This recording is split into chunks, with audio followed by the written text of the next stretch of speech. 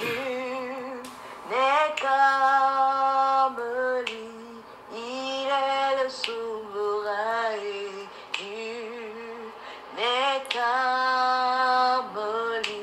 Célébrons Jésus, nul n'est comme lui, glorifions Jésus, oh, nul n'est comme lui, il est l'agneau de Dieu et nul n'est comme lui, il est l'étoile du matin et nul n'est comme lui, il est le sauveur du monde et nul n'est comme lui, il est le prince de paix, nul n'est comme lui.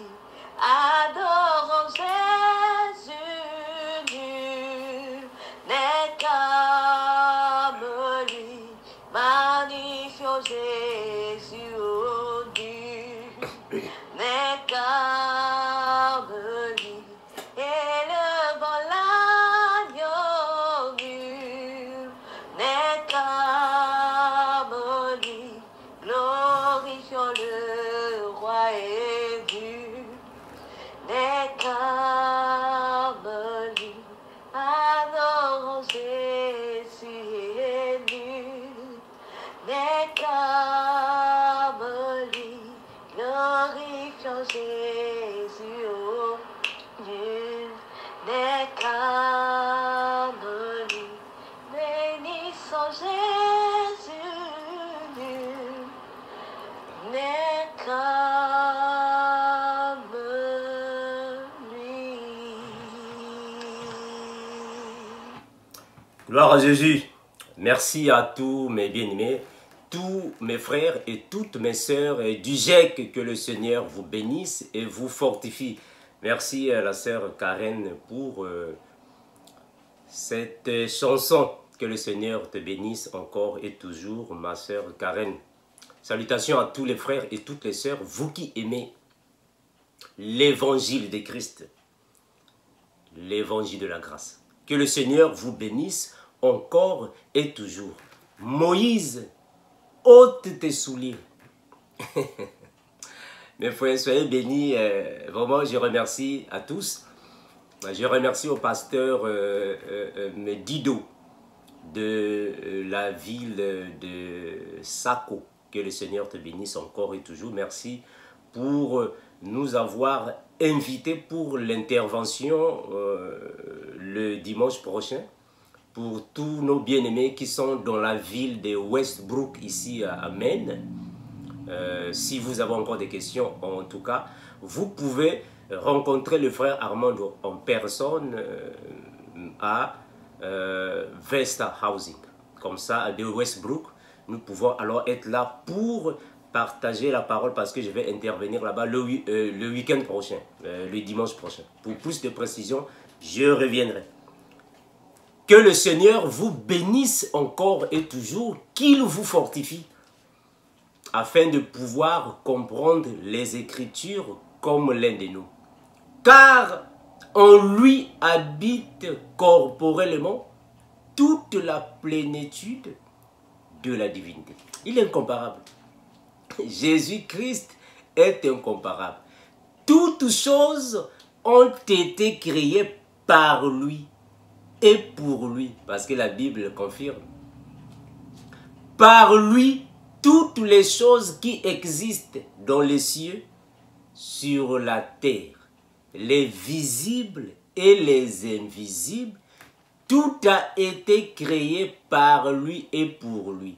Les divinités, les autorités, les dominations, les puissances, tout a été créé uniquement par lui et pour lui. Il est incomparable.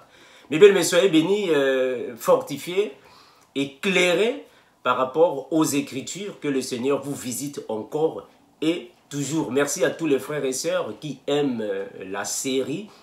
La nourriture solide, Cette série, vraiment, mes frères, elle est uniquement pour nos bien-aimés qui comprennent déjà les Écritures comme l'un de nous. Vous qui avez déjà les dons pour manger le pain sans levain. Sinon, si vous n'avez pas les dons pour manger le pain sans levain, vous allez nous lapider pour rien. Comme le frère Étienne, qui avait été lapidé par les Juifs, alors qu'il ne voyait pas les mêmes choses. Pendant que le frère voyait le ciel ouvert et le Fils de l'homme debout à la droite de Dieu le Père, malheureusement, il avait été lapidé pour ne pas voir les mêmes choses. Mes frères, la Bible a un langage. Quand le Seigneur dit à Moïse, Moïse, ôte tes souliers. Donc, faut pas voir ça, frère Amando, nous aussi, avant d'entrer dans le temple, on doit ôter les souliers, comme les musulmans. Mes frères, on vous a toujours dit que la Bible a un langage. Voilà pourquoi le frère Paul dira, nous prêchons Christ crucifié. C'est un scandale pour les Juifs, une folie pour les païens. Tant que vous n'avez pas en vous l'esprit de la compréhension, du renouvellement, vous n'allez pas comprendre les choses. Voilà pourquoi l'eunuque éthiopien était en train de lire. Il lisait le frère Ésaïe. Ésaïe chapitre 53, le verset 7. Il a été maltraité et opprimé. Oh, mais de qui parle-t-il?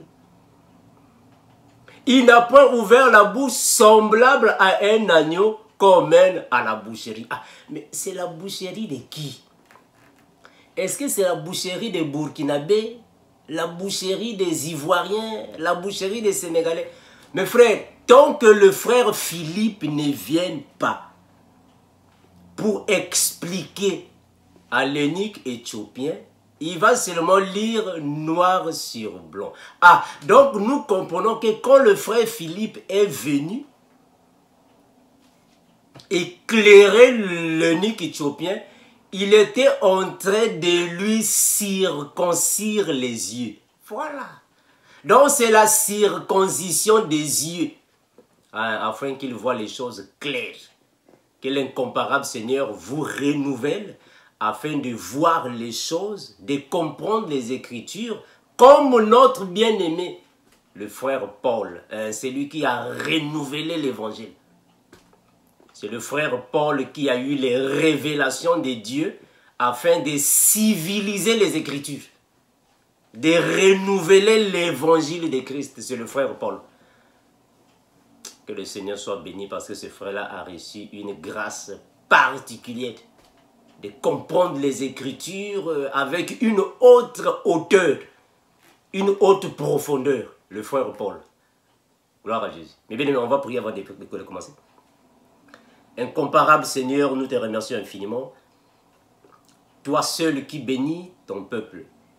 Tu es l'unique Seigneur Jésus.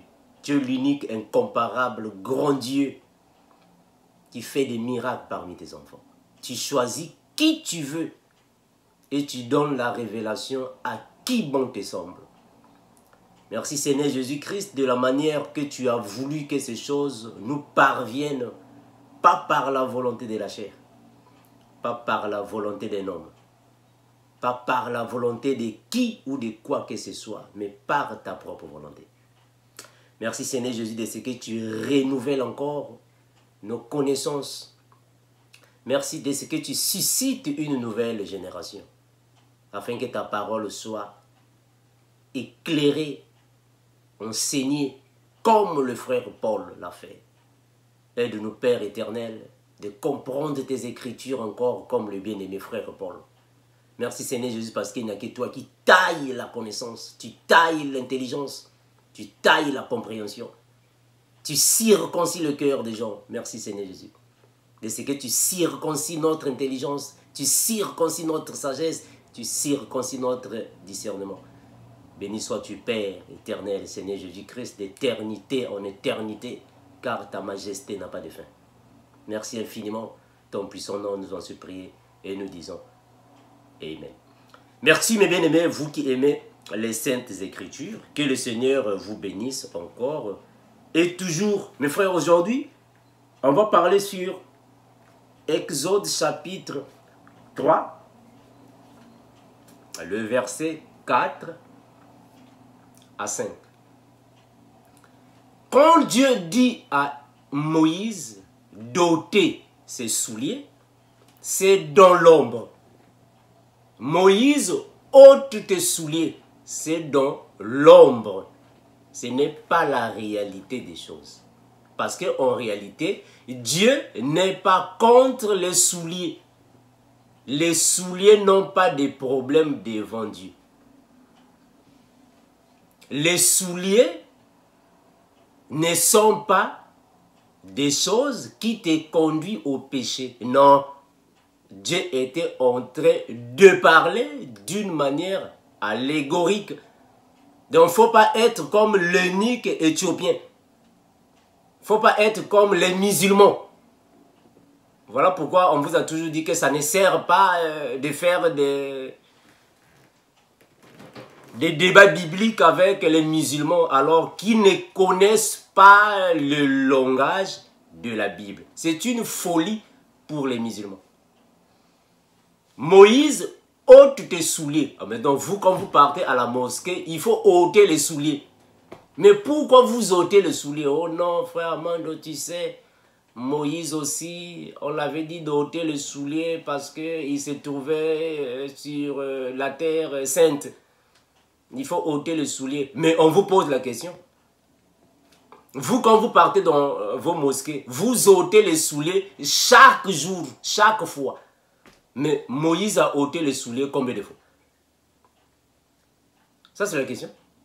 Quand Moïse est parti à la montagne sainte, il a ôté les souliers combien de fois? Seulement une fois. Maintenant, pourquoi vous ôtez vos souliers à chaque fois que vous vous réunissez? C'est que vous n'avez pas compris le langage du Seigneur.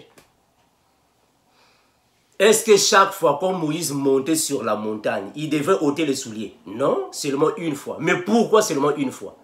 Mais il faut appeler le frère Philippe, afin que le frère Philippe vienne expliquer à l'eunuque éthiopien. C'est alors qu'il va voir... Ah, voilà, quoi. C'est alors qu'il va voir clair. Frère, quand le Seigneur est en train de dire à notre bien-aimé frère Moïse, ôte les souliers, c'est un langage. Hein, mes frères? C'est un langage. Frère, les souliers, c'est le prépuce. Je vais répéter ça. Les souliers représentent le prépuce. Enlever les souliers, c'est la circoncision des pieds.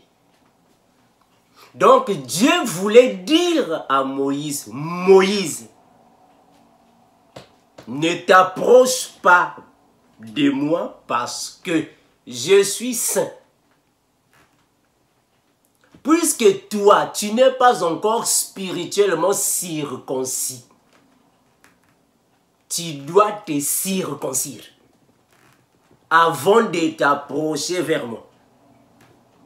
Or, la circoncision, c'est le fait de ôter les prépuces. Voilà. Donc, quand Moïse enlève les souliers, il est en train de pratiquer dans l'ombre la circoncision. Donc, il était en train de se dépouiller des souillures de la terre. Parce que les souliers contiennent la poussière de la terre. Voilà. Or, la poussière, c'est le péché. Ouais, voilà. La poussière, c'est le péché. Voilà pourquoi la Bible a dit, Adam, tu es poussière, tu retourneras dans la poussière. Et le Seigneur a encore dit, parce que tu as écouté la voix de ta femme, à cause de toi, le sol est maudit. Ah voilà, donc le sol qui est maudit, c'est la poussière qui est maudite. Alors quand nous marchons, nos pieds deviennent poussiéreux. Voilà pourquoi le Seigneur Jésus a lavé les pieds de ses disciples. Oh, mais pourquoi? Ah, mes frères. Mes bien-aimés, il faut comprendre les Écritures. Quand vous ne comprenez pas les Écritures, vous allez comprendre les choses comme l'eunuque éthiopien. Quand Jésus est en train de laver les pieds de ses disciples, en d'autres termes, il est en train de les circoncire les pieds, afin qu'ils deviennent purs. Il est en train de les purifier par l'eau de la parole, mais qui est premièrement l'eau physique, mais qui a un sens dans l'esprit. Parce que nous comprenons que ôter les souliers signifie se débarrasser des souillures de la tête. Ôter les souliers, c'est circoncire les prépuces, parce que le prépuce, c'est le péché. Or, les souliers ici, c'est le symbole du péché qui doit être ôté. Et le frère Jean-Baptiste dira, voici l'agneau de Dieu qui ôte le péché du monde. En d'autres termes, nous comprenons que quand nous étions dans le monde, nous étions des pécheurs. On vivait selon les désirs de la chair. Mais on vient à Christ, il va ôter le péché. En d'autres termes, il va nous circoncire afin d'enlever le prépuce. Parce qu'enlever le prépuce, c'est le dépouillement des œuvres mortes. On va dans la Bible afin que vous puissiez mieux me saisir. Mes frères, nous sommes partis. Nous sommes dans Exode chapitre 3. Exode chapitre 3, le verset 4 à 5. Exode chapitre 3, le verset 4 à 5. Je suis dans la version seconde 21. La Bible va déclarer ainsi. Exode 3, 4 à 5. La Bible dit ainsi. L'Éternel vit qu'il faisait un détour. Vous pouvez lire depuis le verset 1er, je ne vais pas prendre tous les chapitres. Pour regarder, Dieu l'appela du milieu du buisson en disant, Moïse, Moïse, il répondit, me voici. Dieu dit, ne t'approche pas d'ici. Retire tes sandales. Dans la version Good News, dans la version Louis II, on dit retire tes souliers. Donc cela ne vous dérange pas. Les sandales ou les souliers, cela va dépendre des versions. Voilà pourquoi nous aimons toujours comparer les versions. Retire tes sandales. Car l'endroit où tu te tiens est une terre sainte. Mais bien aimé, je vais seulement, au fait, ici, expliquer pourquoi Dieu dit à Moïse, retire tes sandales. En d'autres termes, ôte tes souliers. Pourquoi? Nous sommes dans Exode. Prenons Exode chapitre 19, le verset 10 à 11.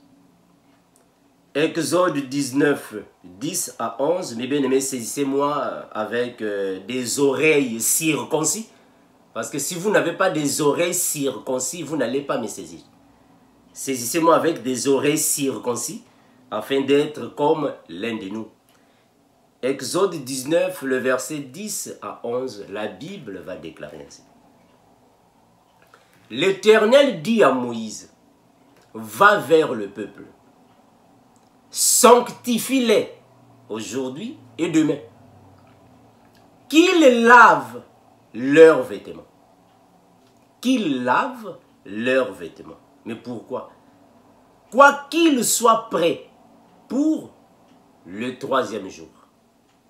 Car le troisième jour, l'Éternel descendra aux yeux de tout le peuple sur la montagne des Sinaï. Vous pouvez continuer. Mais frère, remarquons que le Seigneur, avant de descendre ici, il est en train de dire à son serviteur Moïse de demander au peuple de laver leurs vêtements. Donc, il fallait laver les vêtements avant de se tenir devant la gloire de Dieu. Donc, on comprend que le Seigneur qui est parfait, qui est saint, quand il descend, le peuple, avant de s'approcher de lui, le peuple, avant d'être prêt d'écouter les oracles de cette majesté, ils doivent s'apprêter. Ils doivent être prêts. Mais dans l'ombre, vous allez comprendre que réellement, ils sont partis laver leurs robes dans l'ombre. Parce que c'est l'ombre.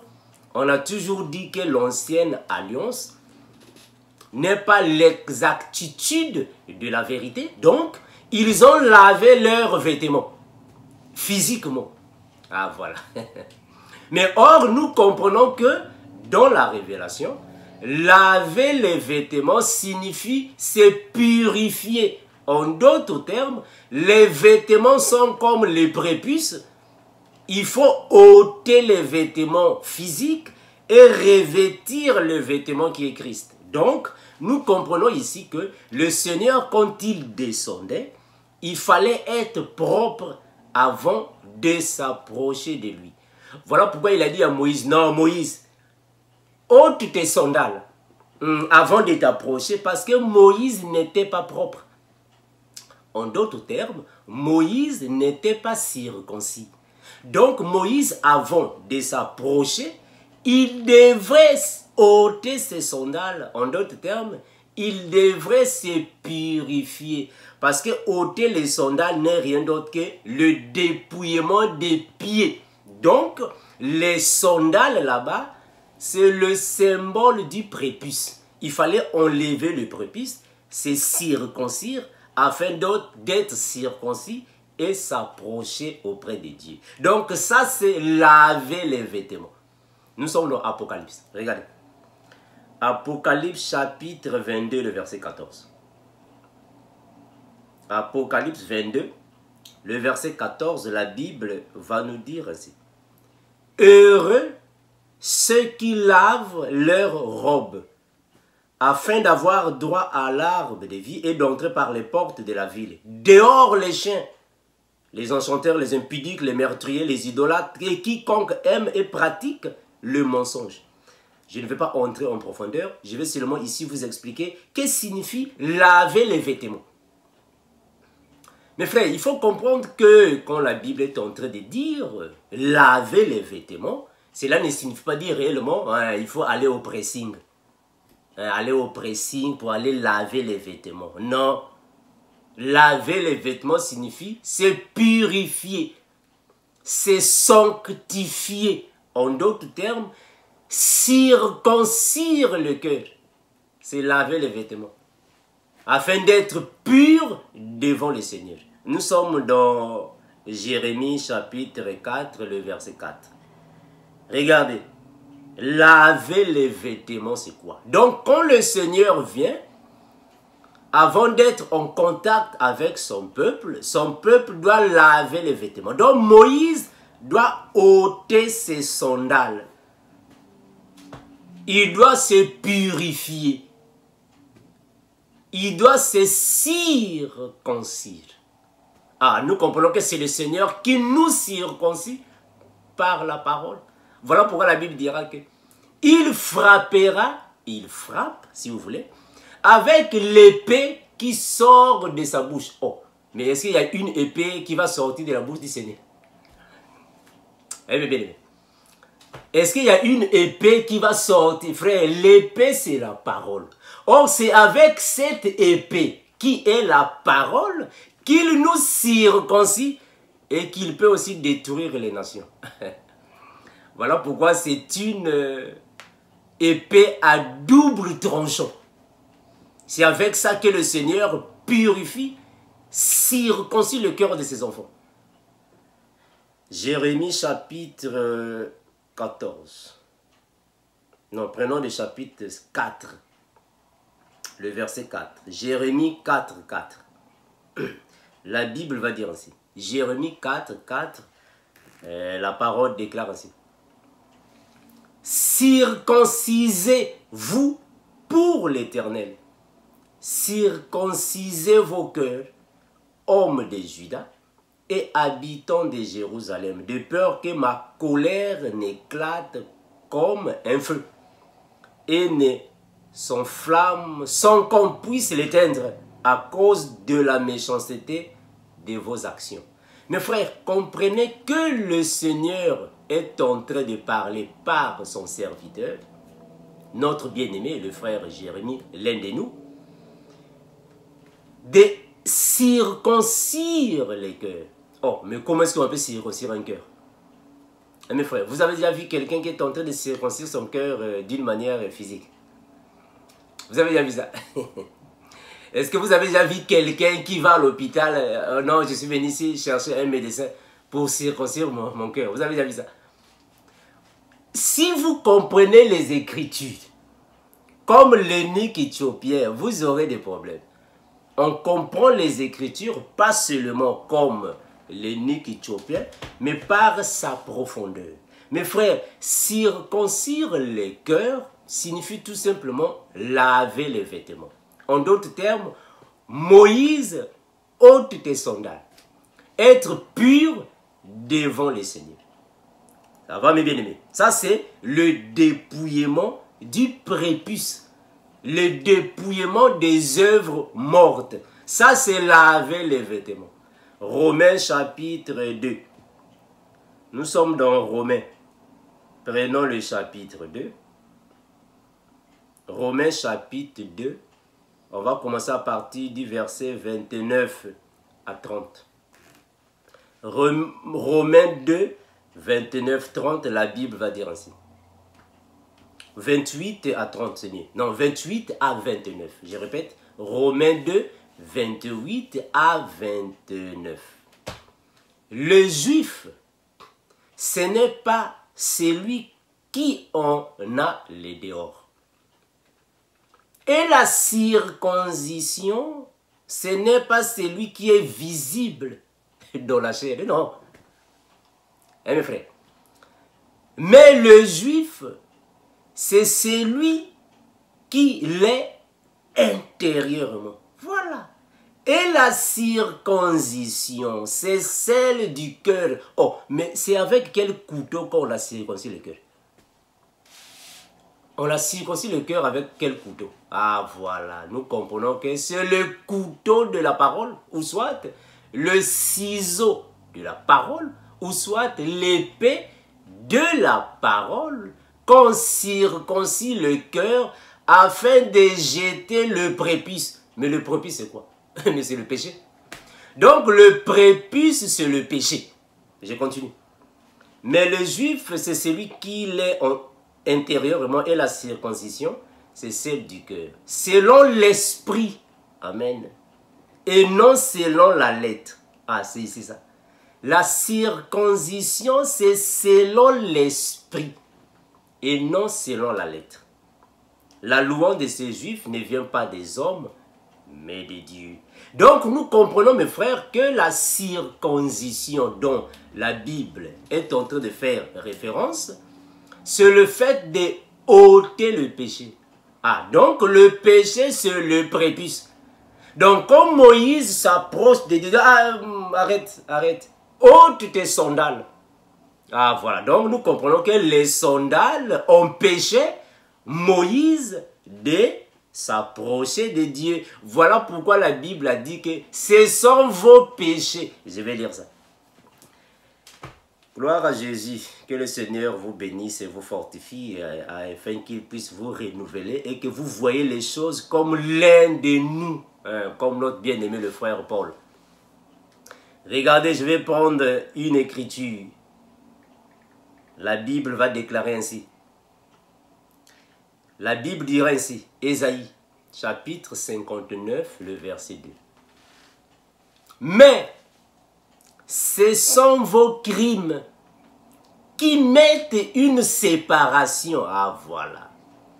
Ce sont vos crimes qui mettent une séparation entre vous et votre Dieu. Ce sont vos péchés. Voilà. Mes frères, est-ce que vous comprenez ce que je suis ici en train de dire? Ce sont vos péchés qui vous cachent la face de Dieu. Voilà. Et l'empêche de vous écouter. Ah, voilà. Donc, on comprend que Dieu le Père ne peut pas écouter Moïse. Dieu le Père ne peut pas se faire voir à Moïse. Dieu le Père ne peut pas admettre que Moïse s'approche de lui parce que lui, il est saint.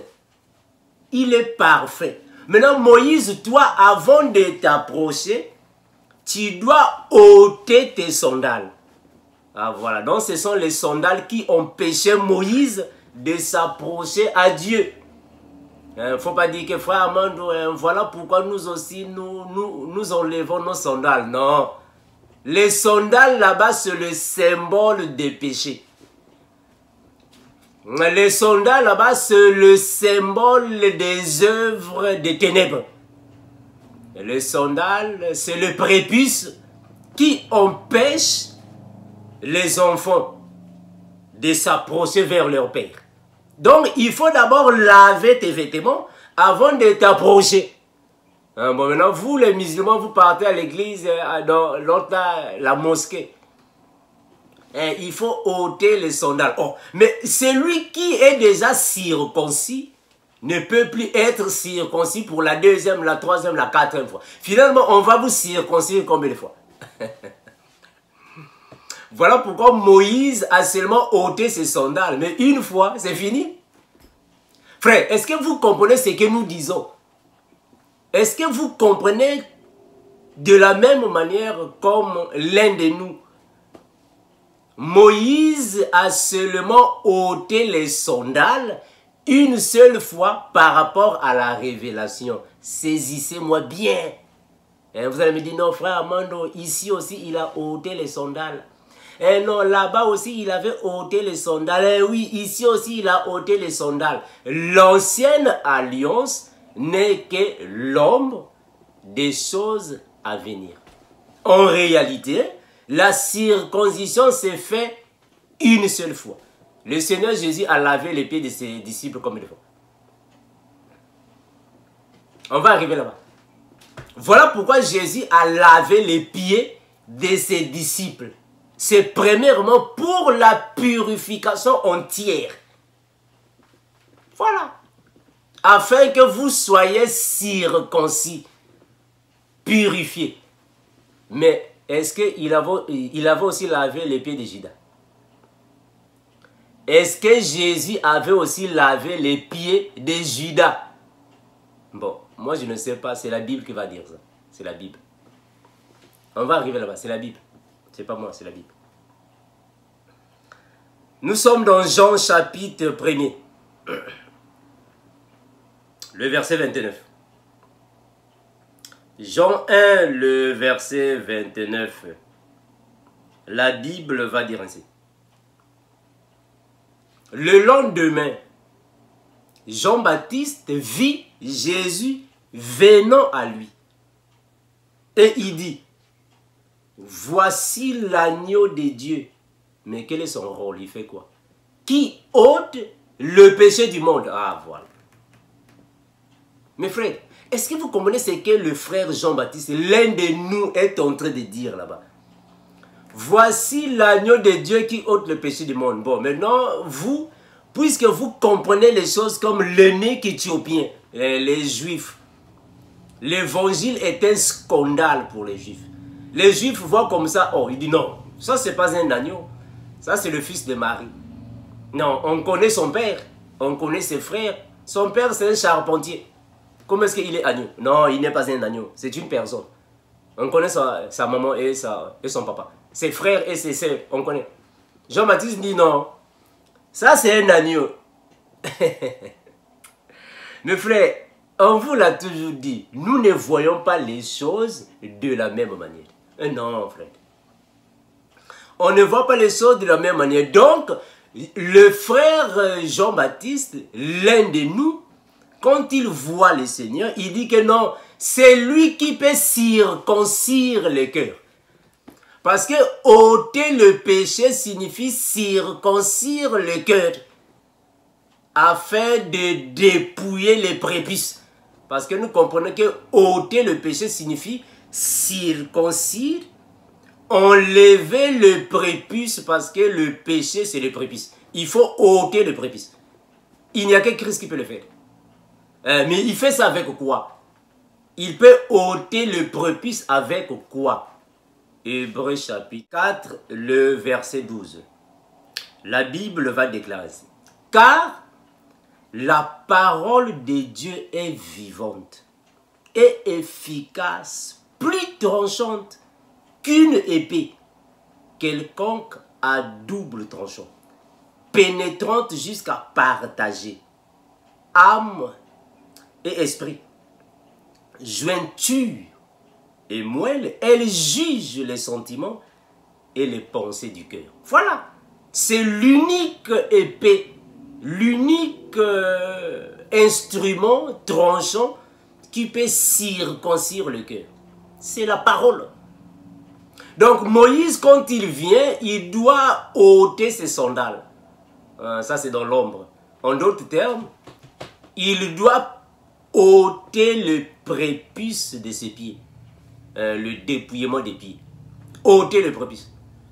Et Moïse l'a fait une seule fois parce que c'est la première fois qu'il va faire face à une manifestation si glorieuse devant lui. Je veux parler du buisson ardent dès que le Seigneur me donnera le temps. Je reviendrai. Parce que nous comprenons que le buisson ardent n'est rien d'autre que le trône de Dieu le Père sur la terre.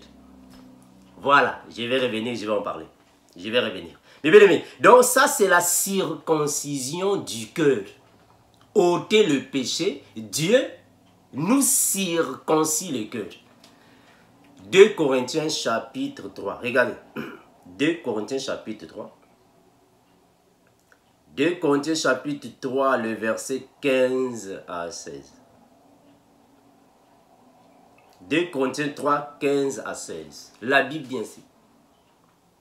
Jusqu'à ces jours, quand on lit Moïse, un voile est jeté sur leur cœur. Ah voilà. Ah mes frères. Donc aujourd'hui, quand vous lisez Moïse et que vous ne comprenez pas Moïse, c'est qu'il est en train de dire dans l'ombre, mais parce que vous avez un voile. Mais on comprend déjà que le voile, c'est le prépuce. Le voile, c'est le prépuce. Donc c'est lui qui a encore le voile, qui lit Moïse, n'est pas circoncis des cœurs. Parce que tu es un prépuce. Je vais continuer. Jusqu'à ce jour, quand on lit Moïse, un voile est jeté sur leur cœur. Mais quand les cœurs se convertissent au Seigneur, le voile est ôté. Gloire à Jésus. Voilà pourquoi le frère Jean-Baptiste a dit, voici l'agneau de Dieu qui ôte le... Ah voilà. Donc, il n'y a que lui qui peut ôter le voile. Voilà pourquoi à la mort de Christ, le voile s'est déchiré en deux. Mais il est l'unique. Parce que le voile empêche les gens de voir la gloire de Dieu. En d'autres termes, le voile empêche d'entrer dans le lieu saint. Très saint, je voulais dire. Donc ici, on comprend, mes frères, que quand vous êtes dans le lieu saint, vous ne pouvez pas voir le très saint. Parce qu'il y a un voile qui est là. Mais quand l'incomparable grand Seigneur Jésus-Christ est l'unique créateur du ciel, la terre, la mer et tout ce qui s'y trouve, quand il est venu, c'est lui qui a ôté le voile. Voilà, en d'autres termes, c'est lui qui nous a circoncis le cœur. Afin que nous puissions bien comprendre les choses de l'esprit. Il a ôté le voile, voilà. Maintenant, on peut voir la gloire de Dieu clairement. Tant que le Seigneur Jésus ne vous ôte pas le voile, vous allez toujours voir, il a été maltraité et opprimé. Il n'a pas ouvert la bouche. Oh, mais de qui parle-t-il? Comme un agneau, semblable à un agneau qu'on mène à la boucherie. Mais parce que tu as un voile. il faut que le Seigneur envoie notre bien-aimé, le frère Philippe, pour venir t'aider à ôter le voile. C'est alors, ah, voilà, il a été maltraité, voilà, il parle de Christ, mais oui. Comme un agneau, voilà, l'agneau c'est celui qui a l'esprit de la douceur, mais oui. La boucherie, voilà, après. Donc là, le voile est ôté. Gloire à Jésus. Le voile est ôté. Version Good News Translation. 2 Corinthiens chapitre 3, le verset 15. Ah, donc on comprend que le voile, c'est le prépuce. On doit ôter le voile, le prépuce, afin que tu vois les choses claires. Parce que celui qui a le prépuce ne peut pas bien voir les choses claires. Parce que toi, tu es le prépuce. Hein, mes frères? Regardons. 2 Corinthiens 3, 15 à 16. 2 Corinthiens 3, 15 à 16, la Bible dit ainsi. 15 à 16. La Bible déclare ainsi. Aujourd'hui encore, chaque fois qu'ils lisent les livres de Moïse, c'est clair. Quand ils lisent les livres de Moïse, un voile recouvre leur intelligence. Ah, frère, mais qui a écrit cette version? Good News Translation. C'est clair, frère. C'est clair. Ah, mais bien aimé. Donc, c'est lui qui a encore le voile. Ton intelligence est voilée. Si tu as encore le voile en toi, ton intelligence est voilée. Quand tu lis Moïse, frère Armando, regarde Moïse, la fête de Pâques, il faut fêter ça. La fête des moissons, il faut fêter ça, frère Armando. Il faut mettre les habits sacerdotaux. Frère Armando, il faut utiliser l'huile d'onction. Parce que vous avez encore le voile de Moïse. Votre intelligence est aveugle. L'intelligence est voilée. Vous ne pouvez pas comprendre les choses parce que l'intelligence est voilée. Je relis ça. 2 Corinthiens 3, 15 à 16. Je suis dans la version Good News Translation. Aujourd'hui encore, chaque fois qu'ils lisent les livres de Moïse, un voile recouvre leur intelligence. Mais comme il est écrit, lorsqu'on se tourne vers le Seigneur, un voile est enlevé. Ah mais oui frère, le voile est enlevé. Or, le mot Seigneur signifie ici l'Esprit. Et là où est l'Esprit du Seigneur est présent, là est la liberté. Mes frères, si vous n'avez pas l'Esprit de Christ en vous, si vous n'avez pas Jésus-Christ dans votre vie, vous n'allez jamais voir les choses claires. Jamais. Vous serez toujours dans la confusion totale. Dans l'égarement énorme. Vous n'allez jamais voir les choses claires. Parce que vous n'avez pas Christ. Il n'y a que Christ qui donne la liberté. Si tu n'as pas Christ en toi, tu vas comprendre les choses comme l'eunuque éthiopien. Même dans le monde, vous allez comprendre les choses d'une manière tordue. Voilà pourquoi on a mis le pasteur, soi-disant le pasteur Casse en prison. 11 ans en prison. 2 millions d'amendes. À cause de quoi? Le voile de Moïse. Mes frères, le voile de Moïse va vous amener à la perdition. Mes frères, à cause du voile de Moïse, vous allez vous perdre. Non, regarde ici la polygamie. Abraham aussi était polygame. Salomon était polygame. C'est l'exemple de Jésus. David était polygame. Donc nous aussi, nous pouvons être polygames. Tu vas faire 11 ans en prison à cause du voile de Moïse. Le Seigneur doit t'enlever le voile. Quand le Seigneur va ôter le voile de toi, c'est alors que tu vas voir les choses claires. Mais pour l'instant, reste d'abord en prison pendant 11 ans. Reste là-bas. Le voile de Moïse. Mes frères, celui qui n'a pas l'esprit de Christ, ton intelligence est voilée. Voilà pourquoi quand vous partez chez les musulmans, c'est comme ça. Partez chez les musulmans. Mais avant d'entrer dans la mosquée, il faut laisser les docteurs Martens, les golfs dehors, les sandales dehors, les souliers, avant d'entrer dans la mosquée, parce que Moïse aussi a fait ça. Si vous n'avez pas Christ, vos cœurs ne seront pas circoncis. Quand tu viens à Christ, il va te circoncire le cœur. Tu vas voir les choses différemment. Comme l'un de nous, les disciples éveillés. Gloire à Jésus. Parce que nous avons été éveillés par la parole de Christ, notre exemple, donné par notre bien-aimé, le frère Paul. Ah, le frère là a reçu une grâce particulière, hein, mes frères. Le frère Paul, ah non, non, non. On a connu des ministres de la parole. On a entendu des ministres de la parole. On a vu des ministres de la parole. Mais le frère Paul, ah mes frères, il faut accepter, hein, quand quelqu'un connaît, il connaît. Le frère Paul, il connaît l'évangile de Christ.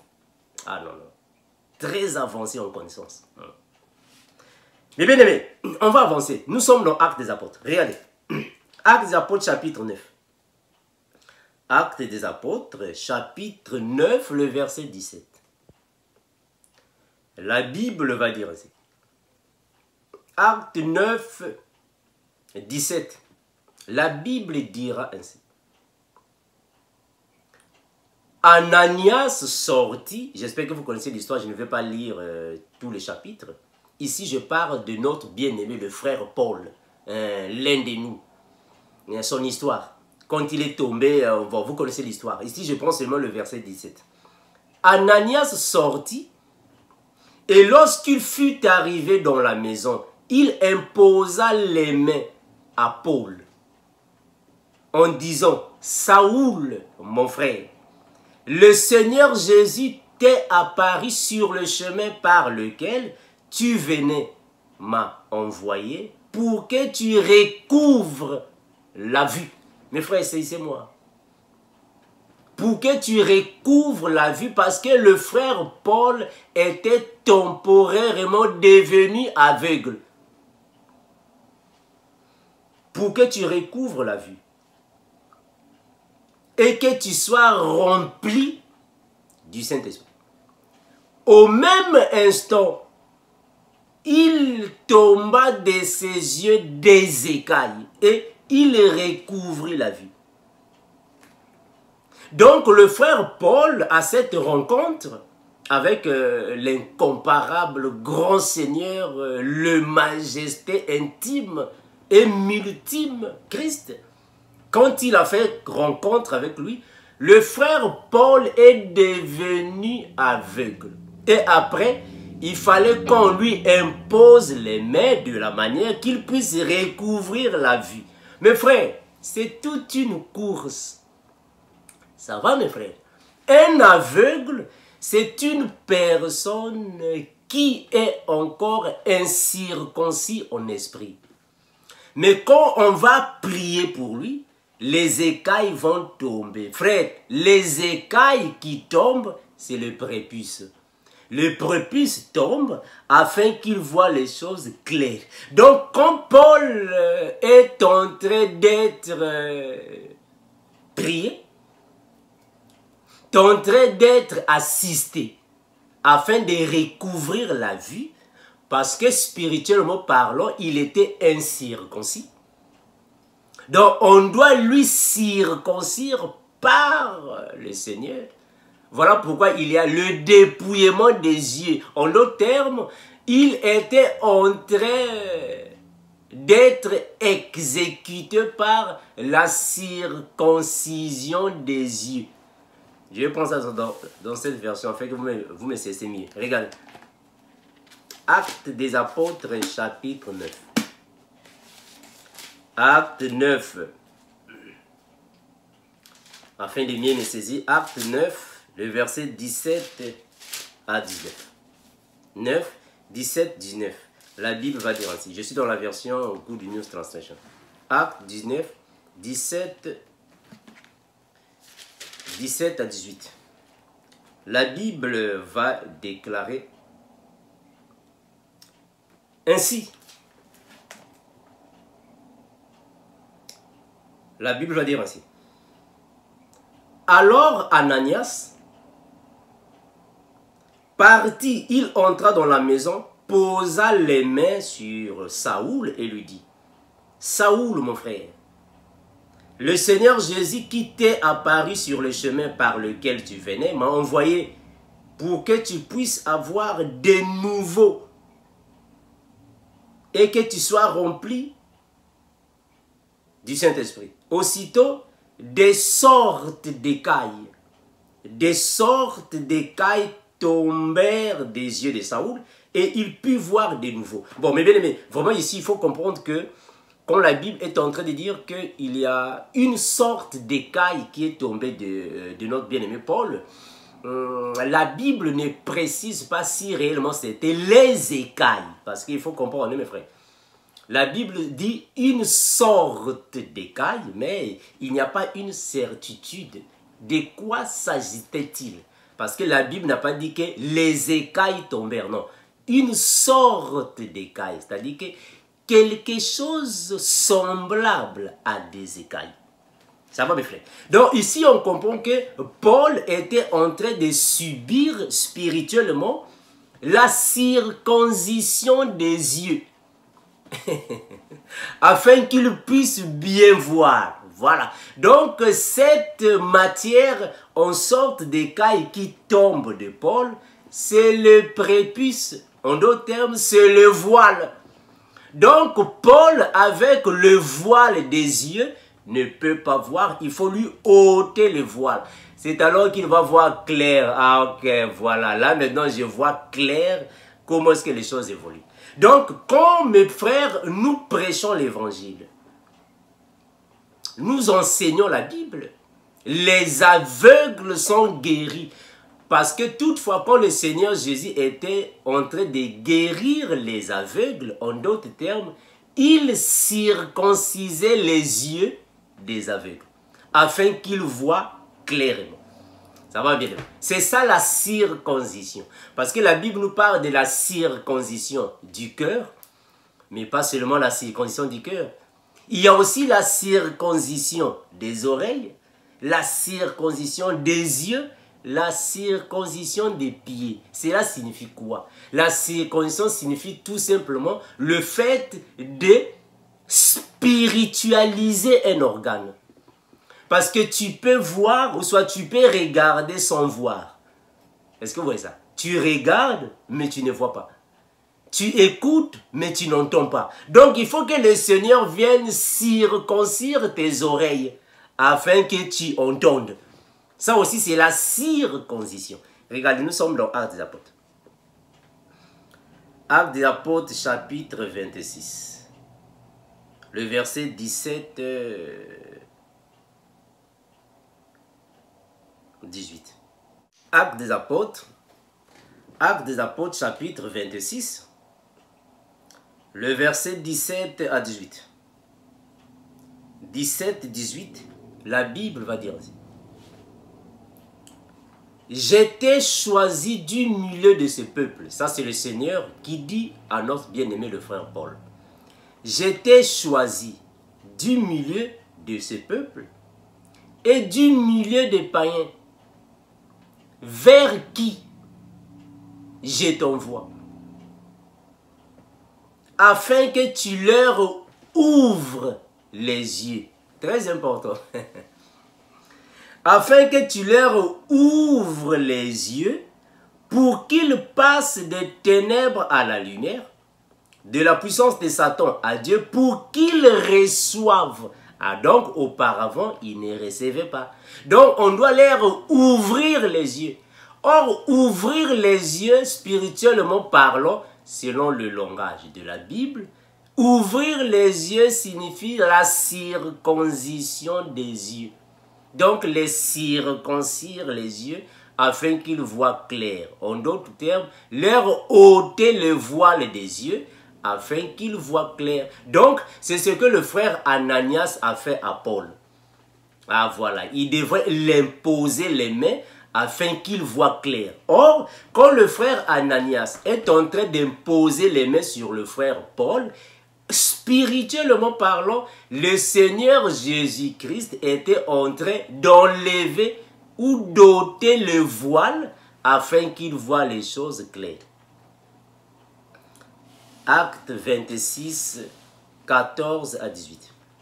J'étais choisi du milieu de ce peuple et du milieu des païens vers qui je t'envoie, afin que tu leur ouvres les yeux pour qu'ils passent des ténèbres à la lumière, de la puissance de Satan à Dieu, pour qu'ils reçoivent par la foi en moi le pardon des péchés et l'héritage avec les sanctifiés. Donc ça aussi c'est la circoncision. Donc quand Jésus est en train de guérir les aveugles, Bartimée et les autres, en d'autres termes, il est en train de circoncire leurs yeux.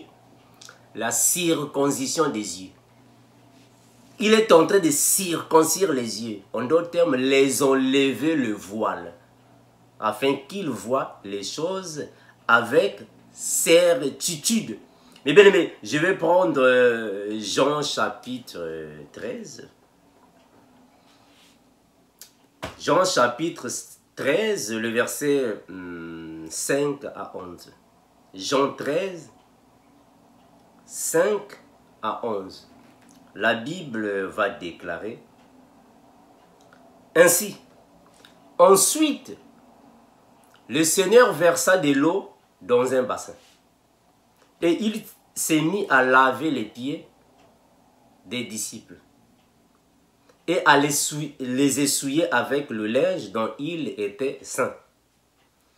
Il vint donc à Simon-Pierre et Pierre lui dit, « Toi, Seigneur, tu me laves les pieds. » Jésus lui répondit, « Ce que je fais, tu ne le comprends pas maintenant. » Ah, mais oui.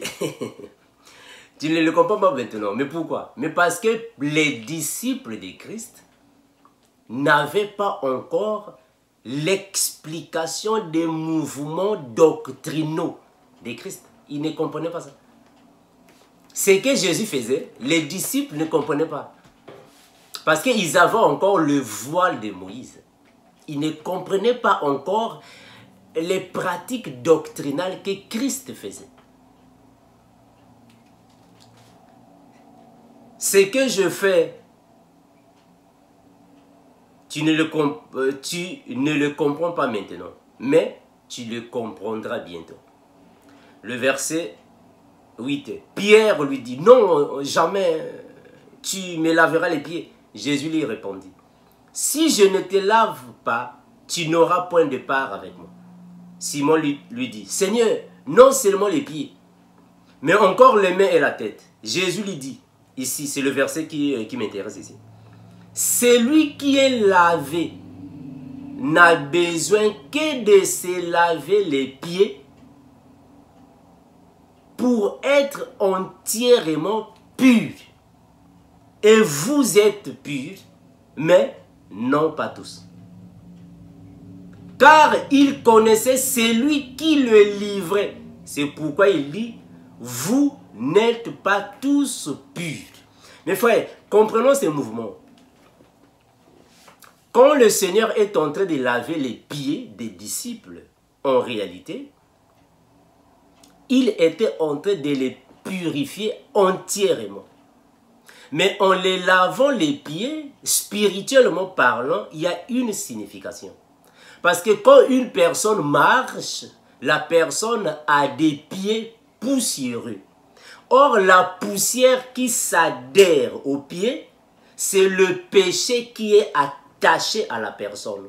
Parce que la poussière est le symbole du péché. Dans le cas échéant, je précise, hein, dans le cas échéant, ne m'amenez pas dans Genèse, là où Abraham a dit « Seigneur, venez laver les pieds ». Non, ne m'amenez pas là-bas. Dans le cas échéant, Jésus était en train de les laver les pieds pour les purifier. Puisque c'est pour la purification, donc on comprend que Jésus voulait dire que vos pieds qui sont sales, c'est par rapport à l'esprit. Donc, vous êtes encore attachés aux choses du monde. Parce que la poussière, c'est le symbole du péché. Parce que le sol avait été maudit. Donc, celui qui est attaché avec la poussière, en réalité, n'est pas pur, n'est pas propre. Il faut lui laver avec l'eau physique, qui n'est rien d'autre que l'eau de la parole. Parce que nous, quand nous étions dans le monde, on était dans le péché. En d'autres termes, on était dans la boue. Voilà pourquoi le frère Paul a dit, tout ce que j'ai entrepris là-bas, ce n'était que de la boue. Pourquoi il appelle ça la boue? Parce que la boue signifie tout ce qui est impur. Mais bien, est-ce que vous comprenez notre langage? La boue, c'est tout ce qui est impur.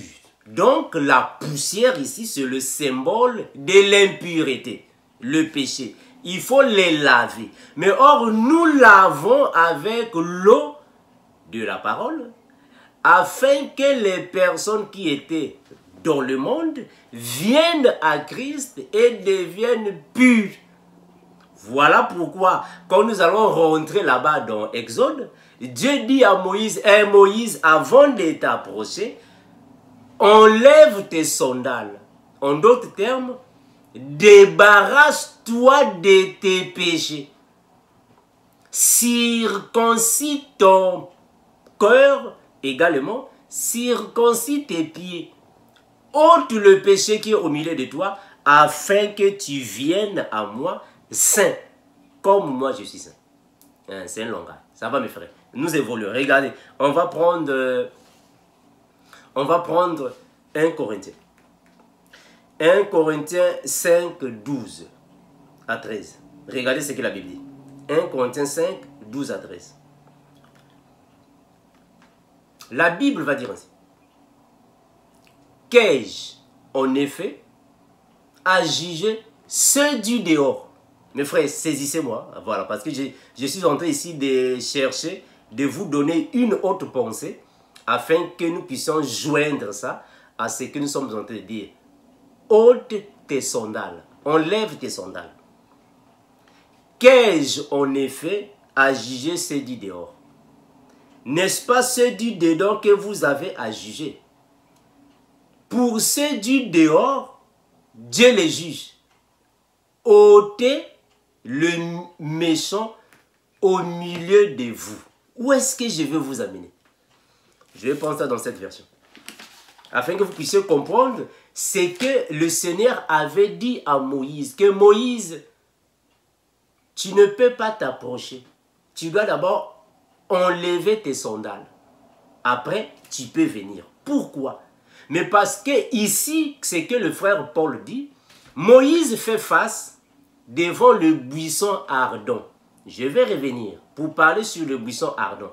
Parce que nous comprenons que le buisson ardent, c'est Dieu le Père au milieu de ses sacrificateurs.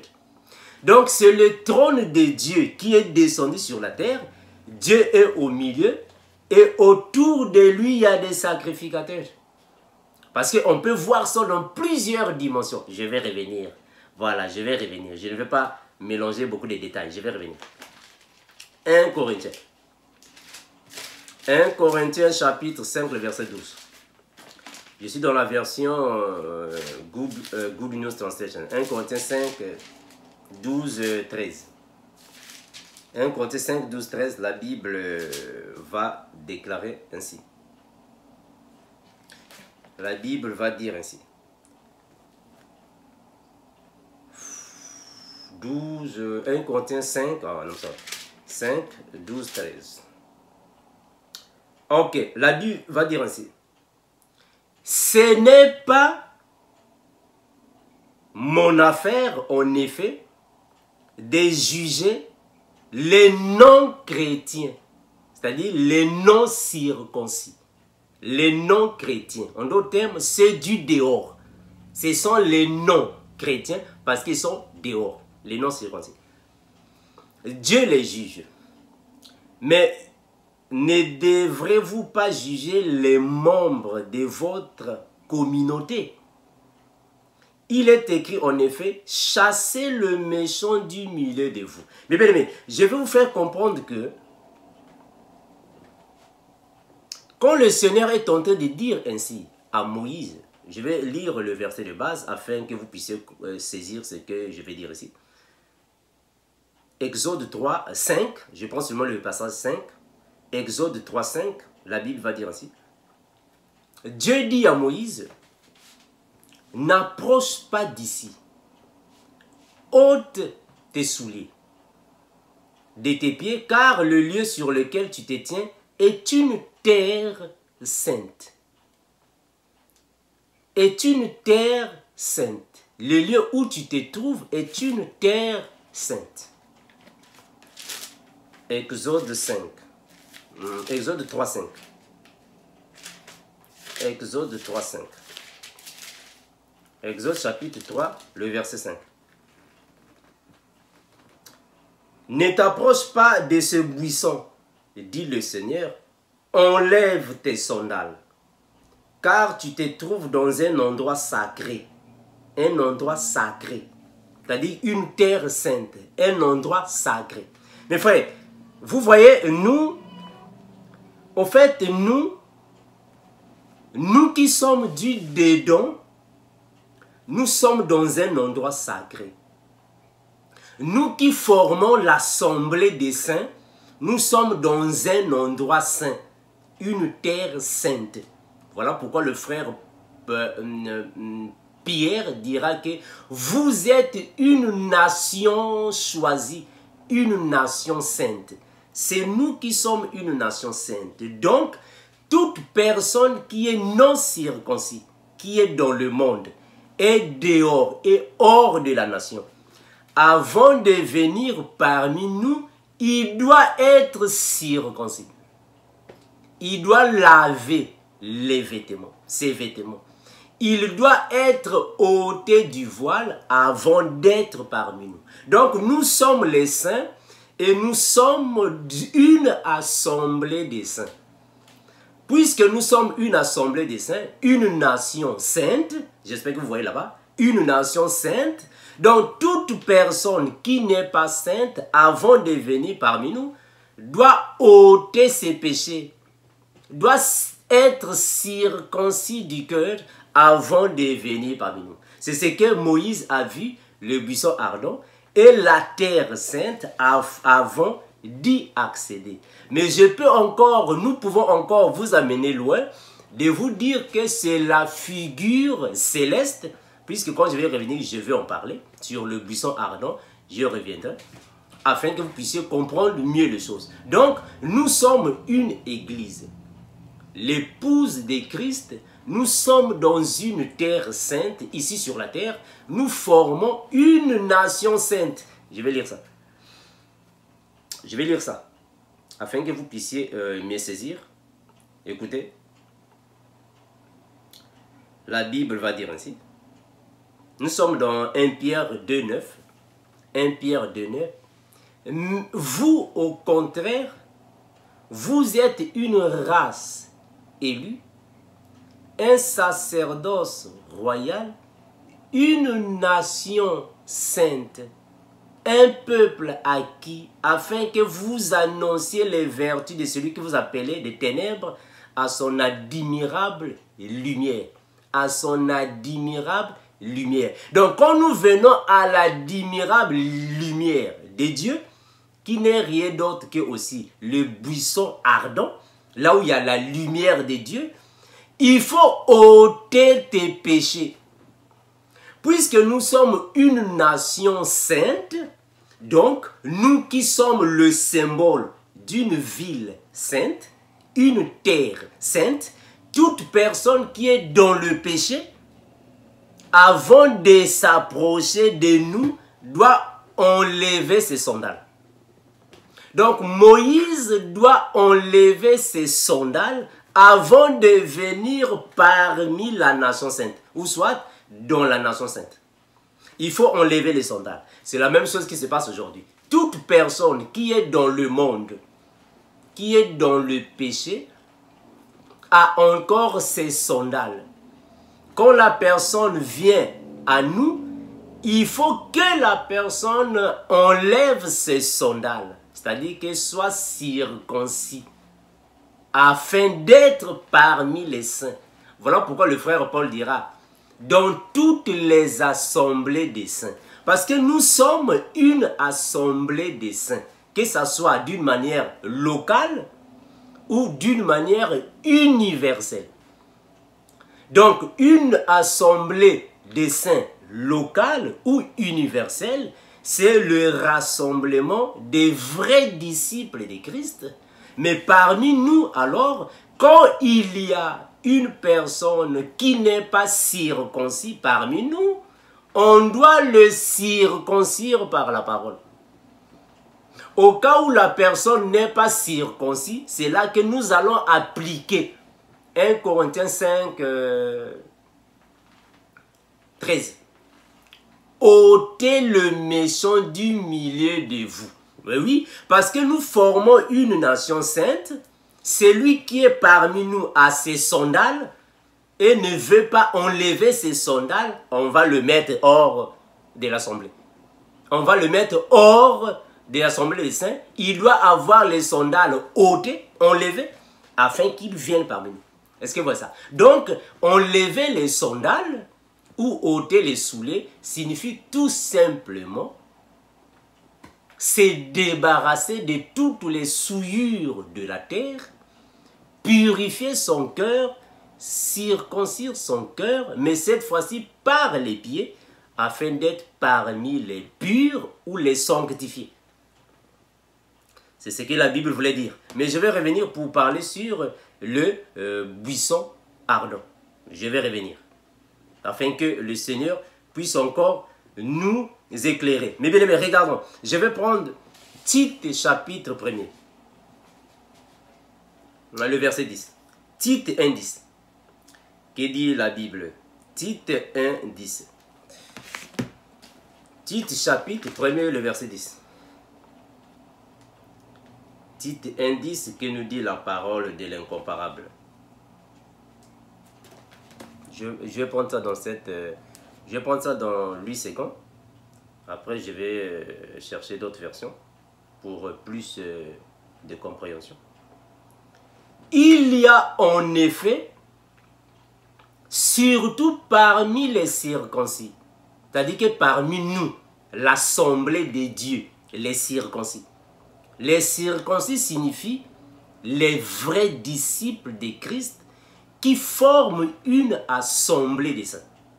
Mais frère, il faut comprendre que une assemblée des saints signifie un rassemblement des circoncis. Nous formons une assemblée des saints, les circoncis. En esprit, attention. Ici, les circoncis ne sont pas les circoncis selon la chair. Non. Oh non, frère Armando, il y a plusieurs chrétiens qui ne sont pas circoncis. On ne parle pas de la circoncision de la chair, mais on parle de la circoncision selon l'esprit.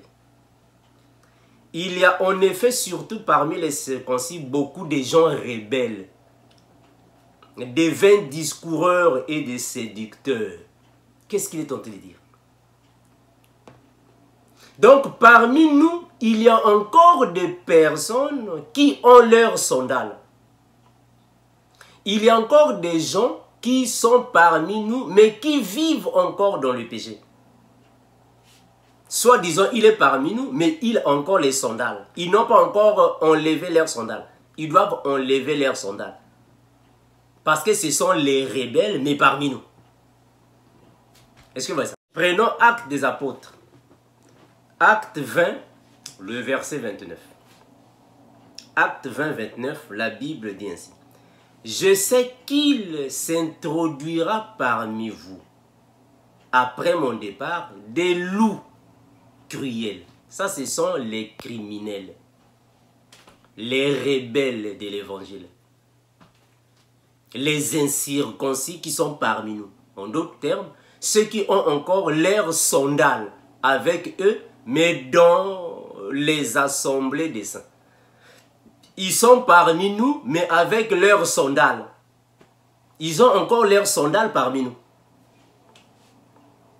Je sais qu'il s'introduira parmi vous, après mon départ, des loups cruels qui n'épargneront pas les troupeaux.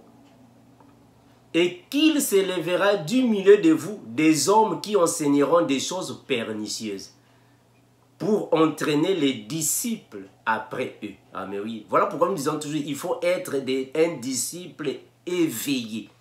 Un disciple éveillé, on ne peut pas les traîner. Voilà pourquoi nous disons toujours, frère, attention au fanatisme des personnes physiques mortelles qui vivent dans le péché. Une fois ils ont reçu la grâce, sont sanctifiés. Il ne faut pas être fanatique. Sinon, on va vous entraîner dans tout ce qu'il dit. Oui, amen, alléluia. Oui, amen, alléluia. Ça, c'est le fanatisme. Parce que le fanatisme n'est pas seulement suivre un musicien mondain. Je vais suivre Maître Gims Fali Poupa. Je suis fanatique. Non, ce n'est pas seulement ça le fanatisme. Le fanatisme, c'est aussi quand tu es parmi nous dans l'église. Mais tu vois un frère qui enseigne la parole, même s'il disait là-bas les faussetés, même si ce qu'il dit ne correspond pas à la Bible, même si ce qu'il dit est corrigible, mais toi tu es toujours là, oui, alléluia, amen, oui, alléluia. Ça aussi c'est le fanatisme. C'est sur le fanatisme. Il faut être des disciples éveillés comme nous autres. Voilà. Nous c'est Christ. Voilà. Qui que tu sois, tu es corrigible. Il n'y a que Christ qui n'est pas corrigible. Tout le monde est corrigible. Et quand c'est bon, nous disons amen, alléluia. Quand c'est pas bon, on corrige ça. Parce que personne a le monopole de la connaissance. Personne. Mes frères, je vais lire ça dans la version Good News. Acte chapitre 20, le verset 29. Acte 20, 29. Acte 20, 29, et je vais descendre un peu. Acte 20, 29. La Bible dit ainsi. La Bible déclare ainsi. Je sais qu'après mon départ, des hommes pareils à des loups redoutables s'introduiront parmi vous et n'épargneront pas les troupeaux. Le verset 30. Et même dans vos propres rangs,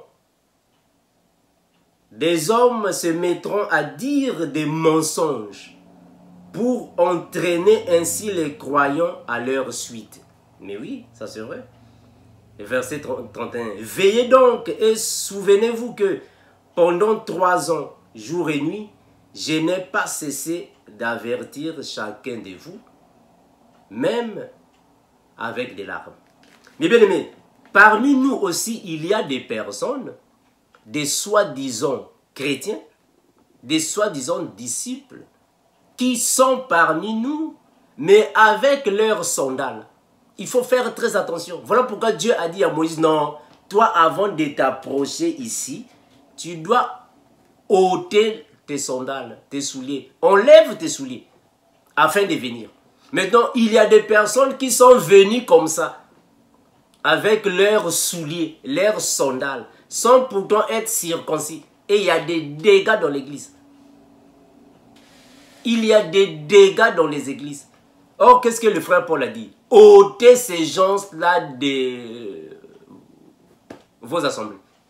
1 Corinthiens. 1 Corinthiens 5.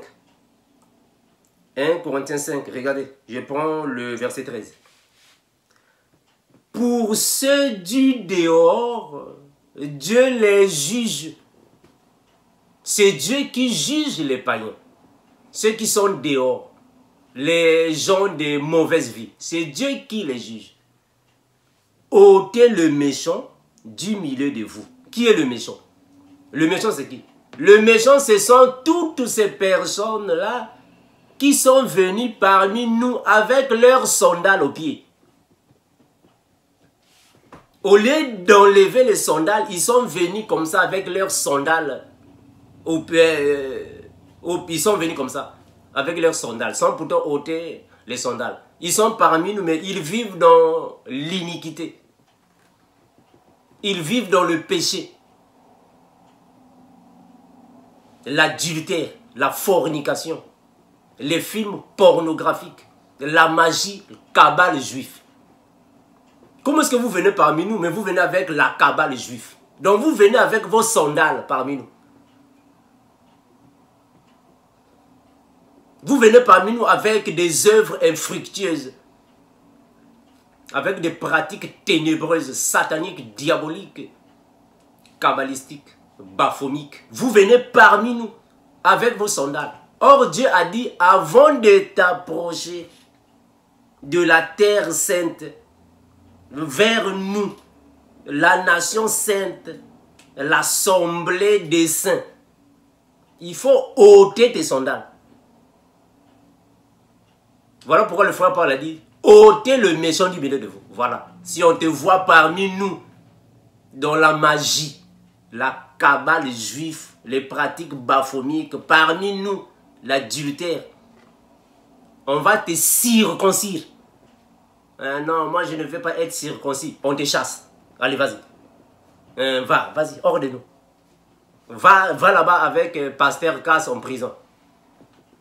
Mais bien aimé, que le Seigneur vous bénisse, vous fortifie, vous garde, vous console, vous visite, vous perfectionne, vous taille, afin de voir les Écritures comme notre bien-aimé le frère Paul, l'un de nous, et de marcher avec l'évangile de Christ pour la vie éternelle.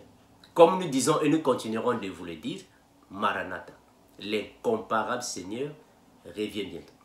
Ciao. Ça, c'est notre nouvelle chaîne YouTube, Les Disciples Éveillés TV.